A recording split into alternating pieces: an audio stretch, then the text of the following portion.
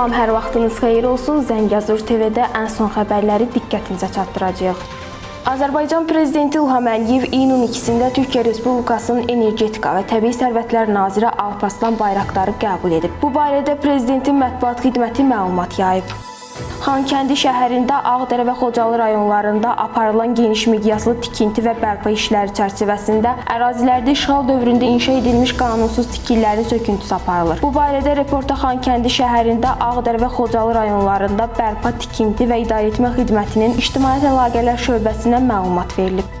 İranın Azərbaycandakı səfirinin təqdimatı inzibati mərhələdədir. Bunu İranın Xarici İşlər Nazirliyinin rəsmi nümayəndəsi İsmail Bəqai deyib. O deyib ki, səfir vəzifəsində namizəd olan şəxs bu sahədə mütəxəssis olan diplomatdır və inzibati proses başa çatdıqdan sonra onun adı açıqlanacaq. Bugün olan xəbərlərimiz bu qədər. Növbəti buraxılışlarımızda görüşmək ümidi ilə. Sağ olun, salamat qalın.